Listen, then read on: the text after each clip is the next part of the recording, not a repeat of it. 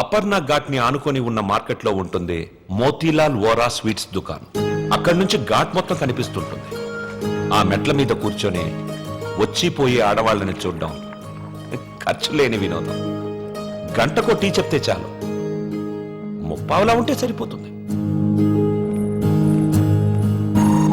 Sir tea ఒకటి, నలుగురికి ఒకటే టీ.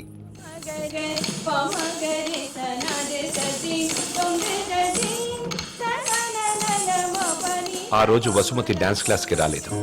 అందరం అక్కడ సమావేశమయ్యాం. హిట్లర్ ఆఫీసులో పోలాండ్ మీద యుద్ధం ప్రకటించే ముందు కూడా అంత సైలెన్స్ ఉంటుందనుకోను.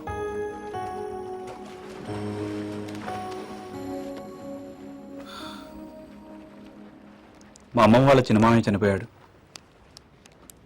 వసుమతి వచ్చింది. నా లైఫ్ లో ఫస్ట్ టైం పాడ కడుతున్నా. బట్టల దండం కంటే కొంచెం గట్టిగా కట్టాలంతే.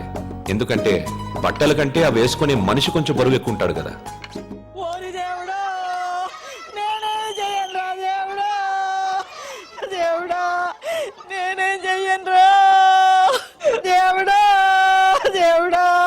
నీకు అప్పుడే 100 ఏళ్ళు నిండిపోయాయారా దేవుడా.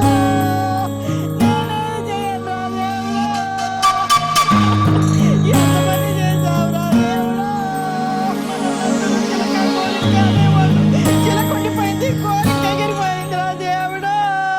దేవుడా నేనేం చెయ్యనురా. పోతా పోతా నన్ను కూడా తీసుకోలేకపోయా. ఊరుకో అక్క, పోయిన వాళ్ళతో పాటు మనం పోతాం ఏంటి? కాస్త కాఫీ పోయిండ్రా. ఇవి ఓదార్చిన గొంతెండిపోతుంది. నాకు ఇలాంటివి ఇష్టం ఉండదు. ఆయనకి అంతే తల్లి, టీలు కాఫీలు అస్సలు పడేవి కాదు. ఊరుకోవే అక్క, 70 ఏళ్ళు బతికాడు. ఇంకా ఉండి ఎవరికి ఉపయోగం? మందుల షాప్ వాళ్ళకైనా డాక్టర్లకి తప్ప. ఇవన్నీ మా ఇంట్లో వాళ్ళకి తెలిస్తే బాగోదు. ఆయన కూడా అంతే తల్లి, ఎవరికి తెలియకూడదు అని రోగాన్ని దాచిపెట్టి పోయాడే అమ్మ.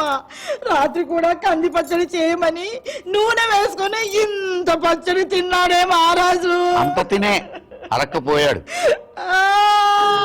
ఇలాంటివి చేస్తే మా వాళ్ళు నా చదువు మానిపించేస్తారు. దయచేసి నా వెనకాల పడడం మానేయండి. ఎప్పుడు శాంత అంటూ నా కొంగు పట్టుకుని తిరిగేవారు. బతుకుండగా ఒక్కరోజైనా కడుపు నిండా భోజనం పెట్టావా బావుకే?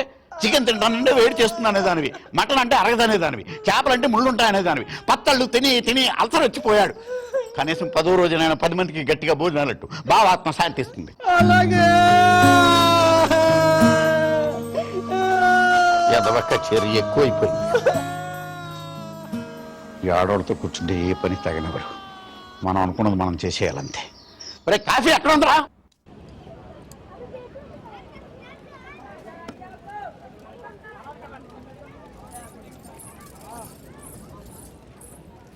రే వసు, బాయ్ 2.5 కిలో ఖీర్ ముందేనా? తన లోపలేవో స్వీట్లు తీసుకుంటుందిరా. కిట్నా 10 రూపాయలు. రే ప్యాకింగ్ కూడా అయిపోయిందిరా. డబ్బులు ఇస్తోంది, రా. ఇంకెళ్ళిపోతుంది.